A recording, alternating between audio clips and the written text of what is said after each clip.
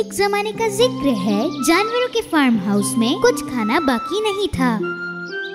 छोटी लाल मुर्गी ने सोचा कि वो कहीं जाएगी और खाना ढूंढ के लाएगी। वो सबसे पहले गाय के पास गई। क्या तुम मेरे साथ चलोगे? यहाँ आसपास कुछ खाने के लिए ढूंढते हैं। अभी तो बहुत गर्मी है, मुझसे चला नहीं जाएगा। फिर वो सीधा पिग के पास गई। पक पक पक पक पक पक। क्या तुम खाना ढूंढने में मेरी मदद करोगी? अभी बहुत ज्यादा गर्मी है, मुझसे तो हिला भी नहीं जा रहा। फिर वो सीधा कुत्ते के पास गई। पक पक पक। मेरी खाना ढूंढने में मदद करोगे? नहीं, ये मुमकिन नहीं, मैं इस गर्मी में नहीं जा सकता। और आखिर में वो एक डक के पास गई। पक पक पक पक पक। क्या तुम मेरे साथ खाना ढूंढने चलोगी? नहीं, मैं नहीं जा सकता, मुझे पानी में रहने दो। जब कोई भी उसके साथ नहीं आया तो मुर्गी ने सोचा कि वो अकेले ही जाएगी और खाना ढूंढ के लाएगी। जब वो थोड़ा चली तो उसे जमीन पर गंदम दिखी। वो बहुत खुश थी और वो फार्म में वापसी आई। उसने गंदम उगाने का सोचा। उसे लगा कि उसके दोस्त उसकी मदद करेंगे। गाय, देखो मैंने गंदम ढूंढा है, क्या तुम उगाने चलोगे इसे मेरे साथ? नहीं, मैं बता चुका हूँ, बहुत गर्मी है आज। मुर्गी फिर पिग के पास गई। पिग, देखो मैंने गंदम ढूंढा है, क्या तुम मेरे साथ चलोगी इसे उगाने के लिए? नहीं, मैं नहीं जा सकता, मैंने तुम्हें बताया तो था। उसके बाद वो कुत्ते के पास गई। डॉग, देखो मैंने गंदम ढूंढा है, क्या तुम मेरे साथ इन्हें उगाने चलोगे? मैं तुम्हें पहले ही मना कर चुका हूँ। और आखिर में वो बत्तख के पास गई। डॉग, देखो मैंने गंदम ढूंढा है, क्या तुम मेरे साथ इन्हें उगाने चलोगी? नहीं, मुझे तो पानी से निकलने का दिल ही नहीं करता। आओ, मुझे खुद ही उगाने पड़ेंगे। जब उसने देखा कि कोई उसकी मदद नहीं कर रहा था तो उसने खुद ही काम करना शुरू कर दिया। हफ्ते गुजरते गए, बारिशों का मौसम आ गया और मुर्गी की मेहनत रंग ला रही थी। लेकिन इन फसलों की सफाई होना भी बहुत जरूरी थी। कौन मदद करेगा मेरी घास साफ करने में? बहुत मुश्किल काम है, मैं नहीं कर सकता। और मैं तो इस जगह से हिल भी नहीं सकता। मैं तो इस काम के काबिल नहीं हूँ। मैंने तो पहले ही कहा, मैं मदद नहीं करूँगा। अब तो मुझे खुद ही करना पड़ेगा। छोटी लाल मुर्गी घास काटने लगी और सफाई करने लगी। कुछ दिनों बाद गंदम उगने लगी। अब बारी थी गंदम को निकालने की। मुर्गी अपने दोस्तों के पास गई और पूछा कि क्या वो गंदम निकालने में उसकी मदद करेंगे। काओ, गंदम उग गया है, क्या तुम मेरी मदद करोगे इसे काटने में? नहीं, मैं नहीं करूँगा। पिग, गंदम उग गया है, क्या तुम काटने में मेरी मदद करोगी? नहीं, मैंने कहा ना, नहीं। डॉगी, गंदम उग चुका है, क्या तुम कटवाने में उसे मेरी मदद करोगे? मैंने तुमसे पहले ही कहा नहीं। डकी डकी, गंदम उग चुका है, क्या तुम काटने में मेरी मदद करोगी? नहीं, बिल्कुल भी नहीं। ठीक है, मैं खुद ही कर लूंगी। छोटी लाल मुर्गी रात तक काम करती रही। उसने एक एक कर गंदम निकाली अकेले ही। अब बारी थी कि गंदम को आटा बना दिया जाए। वो अपने दोस्तों से मदद लेने के लिए पूछने गई। सुनो सब, हमें आटा बनाने के लिए गंदम को पीसने की जरूरत होगी, चलो चलें। नहीं, ये मेरे दूध देने का टाइम है, मैं तो हिल भी नहीं सकती। मैं भी अभी फिलहाल मदद नहीं कर सकता। मैं भी नहीं करूँगा। मैं तो पानी में जा रहा हूँ नहाने के लिए। मुर्गी ने बहुत मेहनत करने के बाद उस गंदम को आटे में तब्दील कर दिया। अब मजेदार सी रोटी बनाती हूँ। छोटी लाल मुर्गी एक दफा अपने दोस्तों के पास फिर गई और उनसे आखिरी दफा पूछा, काओ, मैं रोटी बनाने जा रही हूँ, क्या तुम मेरी मदद करना पसंद करोगी? नहीं, ये टाइम मेरे काम करने का नहीं है। तुम्हारे बारे में क्या ख्याल है पिग? आज नहीं, आज मेरी तबीयत कुछ ठीक नहीं। नहीं नहीं, मैं भी नहीं। नहीं, मैं तो बिल्कुल नहीं कर सकता। इस बार मुर्गी बहुत गुस्से में आ गई। अकेले ही वो किचन में गई। सबसे पहले उसने ब्रेड बनाई आटे की मदद से जो उसने बनाया था। उसके बाद उसने उसको एक शेप दिया और उसके बाद उसे ओवन में रखा और उसके बनने का इंतजार किया। जब उस ब्रेड की खूबसूरत खुशबू पूरे कमरे में फैल गई तो उसने उसे ओवन से बाहर निकाल लिया। वो गार्डन में गई और टेबल पर बैठ गई और उसने अपने सारे दोस्तों को बुलाया। सुनो सब, ब्रेड तैयार हो गई है। कौन कौन मेरे साथ खाना पसंद करेगा? अपने सामने इतनी अच्छी ब्रेड को देखकर सारे दोस्त वहाँ पर इकट्ठे हो गए। मुझे चाहिए। मुझे भी। दरअसल मुझे बहुत भूख लगी है। खाने का टाइम है ये। हाँ, मुझे भी। चलो चलो, सब मिलके खाते हैं। नहीं, मैं नहीं दे सकती, मैं नहीं दूंगी। मैंने सब कुछ खुद किया है तो इसे खाना भी सिर्फ और सिर्फ मेरा हक बनता है। मैं नहीं दूंगी। बहुत भूख के साथ मुर्गी अपना खाना खाना शुरू हुई, लेकिन वो बहुत उदास भी थी क्योंकि उसके सारे दोस्त भूखे थे। अब से वादा करो कि तुम लोग मेरी मदद करोगे, फिर मैं तुम्हें ब्रेड दिया करूंगी। मुर्गी के सारे दोस्त बहुत ही शर्मिंदा थे और उन्होंने माफी मांगी। हम वादा करते हैं, हम तुम्हारी हमेशा मदद करेंगे। मुर्गी समझ गई थी कि उन्होंने सबक सीख लिया है, तो उसने अपनी ब्रेड दोस्तों को खिलाई। छोटी लाल मुर्गी और उसके दोस्त बहुत खुशी से जिंदगी गुजारने लगे। भेड़िया और 7 बकरी के बच्चे। एक दफा का जिक्र है, एक भेड़िया जो कि हमेशा भूखा रहता था। वो बहुत खाना खाता था लेकिन उसका पेट कभी नहीं बढ़ता था। मुझे फिर भूख लगी है। तो वो दिन रात जंगल में अपना खाना ढूंढता रहता था। एक दिन भूखे भेड़िए ने एक घर देखा। वो घर में झांकने लगा और जब वो करीब आया तो उसने पेड़ों के बीच में से देखा एक बकरी और उसके 7 बच्चे इस घर में रहते हैं। ये तो मेरे पूरे हफ्ते का खाना है। भूखे भेड़िए ने सुबह होने का इंतजार किया। सुबह के वक्त बकरी अपने 7 बच्चों को अलविदा कहने वाली थी। मेरे प्यारे बच्चों, मैं बाहर कुछ सामान लेने जा रही हूँ। बहुत ख्याल से रहना और अगर कोई बाहर आए तो दरवाजा मत खोलना। ठीक है मम्मी। बकरी मार्केट के लिए अपने घर से निकल गई और तभी भेड़िया ये सब चुपके देख रहा था और वो पेड़ के पीछे से निकला।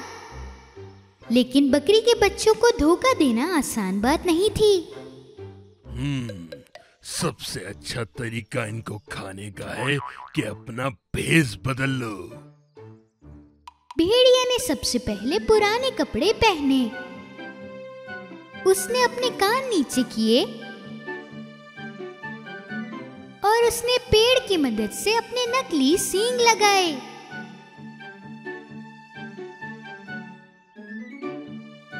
फिर उसने अपने पैर आटे से भर लिए और उसने एक जगह से एप्पल पाई चुरा लिया। और मैं अपनी आवाज को भी चेंज कर लूंगा, उनकी दादी माँ की जैसी आवाज बनाऊंगा। भेड़िया बकरी के घर पे आया और दरवाजा खटखटाने लगा। बकरी के बच्चे जल्दी से दरवाजे की तरफ भागे। उनमें से एक तो दरवाजा खोलने ही वाली थी, लेकिन दूसरों ने उसे रोका। रुको, तुम्हें ऐसे दरवाजा नहीं खोलना चाहिए। तुम्हें पूछना चाहिए कि बाहर कौन है? कौन है? ये मैं हूँ प्यारी बच्चियों, तुम्हारी दादी। मैं तुम्हें पार्क ले जाने आई हूँ। हमारी दादी अम्मा तो बहुत दूर रहती हैं। तुम वो नहीं हो सकती। ओ, ये बहुत लंबा सफर तय करके आई हूँ मैं। चलो बच्चों, दरवाजा खोलो और पार चलते हैं। सारे बकरी के बच्चे नीचे झुके और दरवाजे के नीचे से पेड़ देखने लगे। देखो, उसके पैर तो बिल्कुल हमारी तरह हैं। हाँ, लेकिन उसके नाखून बहुत बड़े हैं, बिल्कुल भेड़िए की तरह। जब बकरी के बच्चों ने दरवाजा नहीं खोला तो भेड़िए ने उन्हें एप्पल पाई की खुशबू सुंघाई। देखो, मैं तुम लोगों के लिए कितने अच्छे एप्पल पाई बनाकर भी लाई हूँ। जरा इसकी खुशबू तो सूंघो। बकरी के बच्चों ने खुशबू सूंघी और उन्होंने दरवाजा खोल दिया।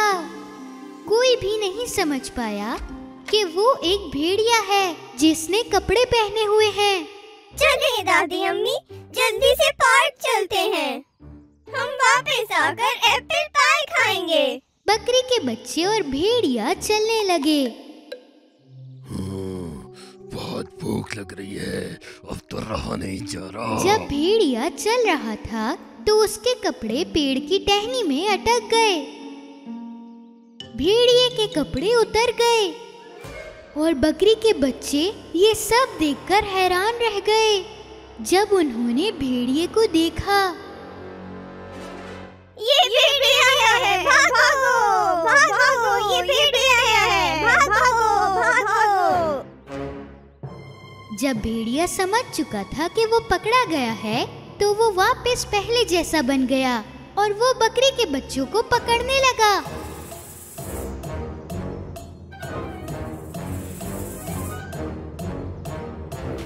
उसने एक एक कर सारे बच्चों को पकड़ लिया।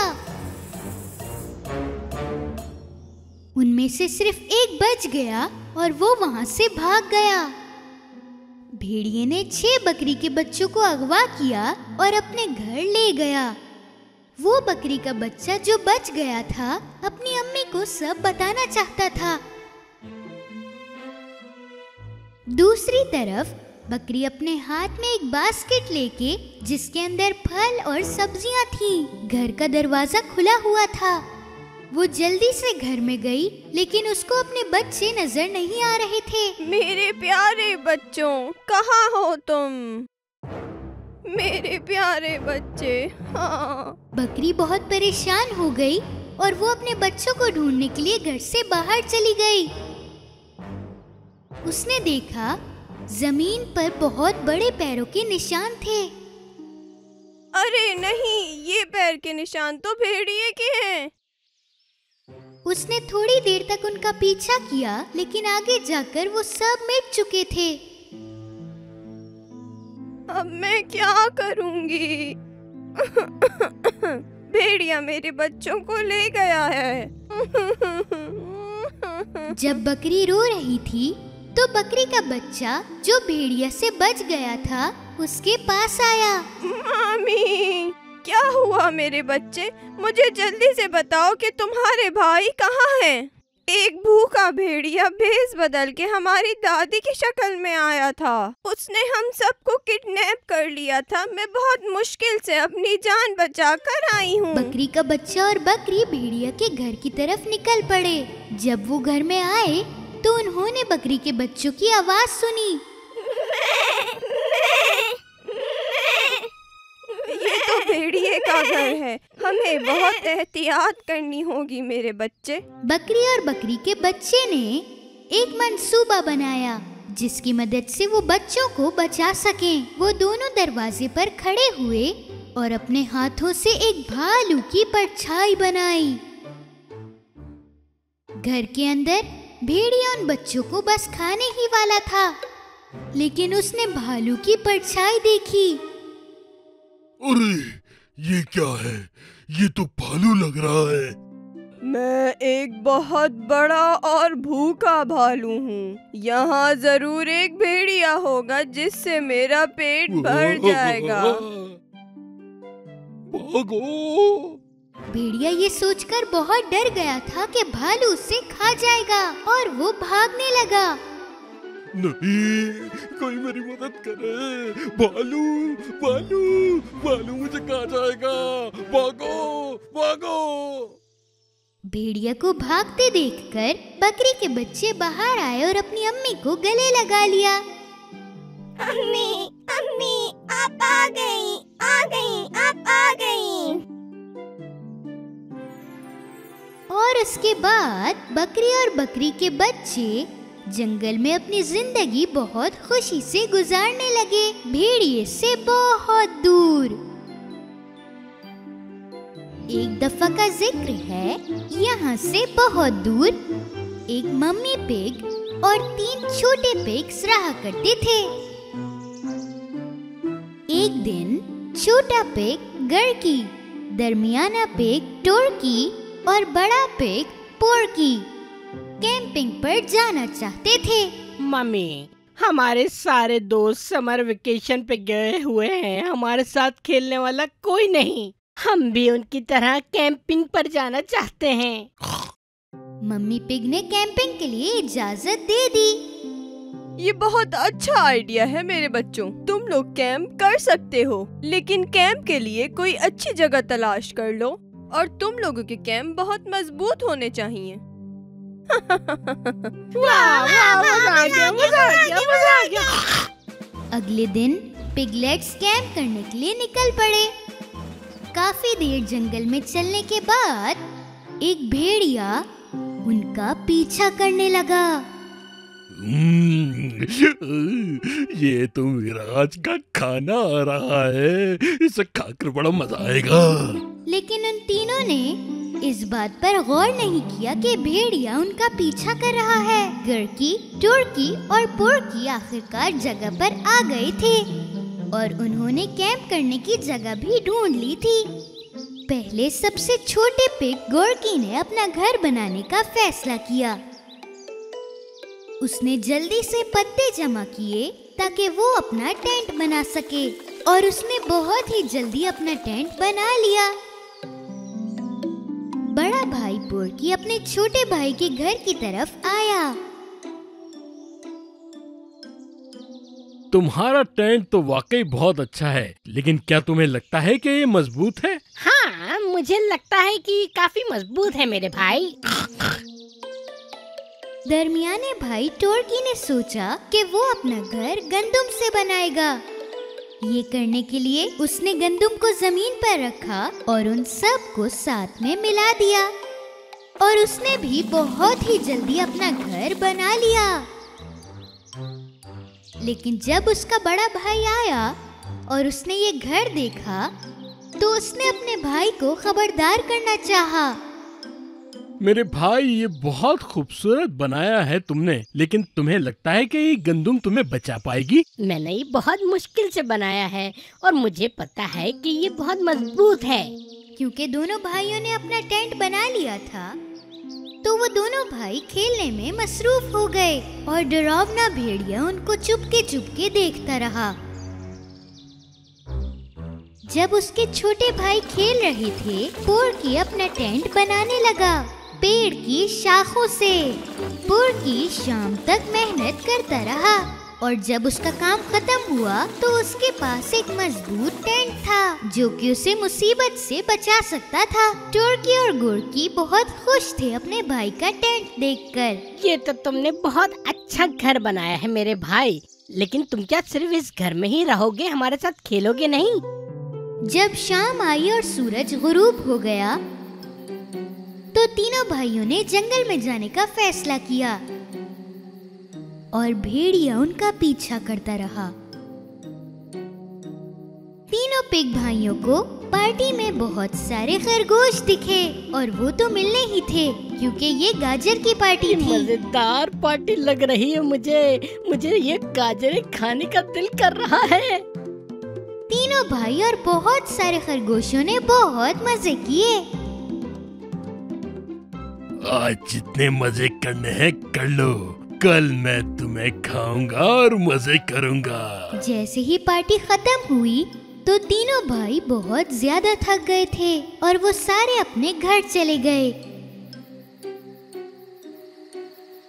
और वो भेड़िया होने का इंतजार करता रहा।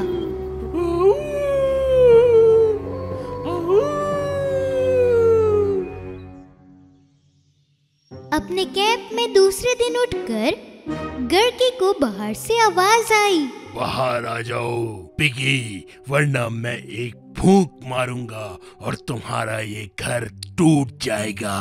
मेरा घर बहुत मजबूत है, तुम कुछ नहीं कर सकते। ठीक है फिर। 1 2 3। भेड़िया ने गहरी सांस ली और जोर से फूंक मारी और उसने छोटे पिग का टेंट सिर्फ एक फूंक से गिरा दिया और सारे पत्ते टूट गए। गर्की अपनी जान बचाकर भागा और अपने भाई टर्की के टेंट पर जा पहुंचा। थोड़ी ही देर बाद भेड़िया टर्की के टेंट के पास भी आ पहुंचा। मैं जानता हूँ तुम दोनों अंदर हो, बाहर आ जाओ वरना मैं एक फूंक मार के तुम्हारा घर उड़ा दूंगा। मेरा घर इतना भी कमजोर नहीं। देखते हैं फिर। 1 2 3। एक बार फिर भेड़िए ने गहरी सांस ली और एक फूंक के साथ टर्की का टेंट भी तोड़ दिया और वो दोनों अपनी जान बचाकर भागने लगे। गर्की और टर्की जल्दी से भागते भागते अपने भाई के पास आ पहुँचे। भाई मदद करो, उसने हमारे घर उड़ा दिए और वो अब यहाँ आ रहा है। तो फिर हमें कुछ न कुछ करना होगा, जल्दी से आओ मेरे साथ। सब ने एक साथ पोर्की, टर्की और गोर्की ने टेंट के सामने एक बहुत बड़ा गड्ढा खोदा और वो सीढ़ियों की मदद से ऊपर आए और उस गड्ढे को सिर्फ घास के साथ ढक दिया और फिर वो सारे अपने बड़े भाई के टेंट के अंदर चले गए। और वो जैसे ही अंदर गए भेड़िया उनके टेंट के सामने आ पहुंचा। मैं कहता हूँ सीधी शराफत से बाहर आ जाओ वरना मैं एक फूंक मारूंगा और तुम्हारा ये घर भी उड़ जाएगा। अपना वक्त जाया मत करो, ये टेंट तुम उड़ा नहीं सकते। चलो देखते हैं। 1 2 3। भेड़िए ने बहुत जोर से फूंक मारी लेकिन टेंट को कुछ भी नहीं हुआ।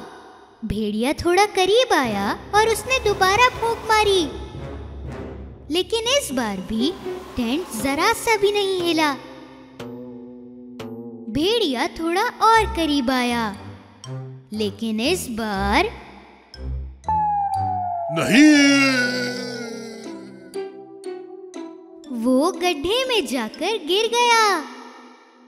ये देखकर के भेड़िया गड्ढे में गिर गया है, तीनों भाई वहां से भाग निकले। फिर वो तीनों भाई मम्मी पिग के पास जा पहुँचे और उन्हें सब बताने लगे। मम्मी आप ठीक थी, आपने ठीक कहा था, कैंप में हमें अपना ख्याल रखना चाहिए। पहले हमें अपने कैंप की जगह देखनी चाहिए और चाहे कुछ भी हो जाए हमें उसका सामना बहादुरी से करना चाहिए।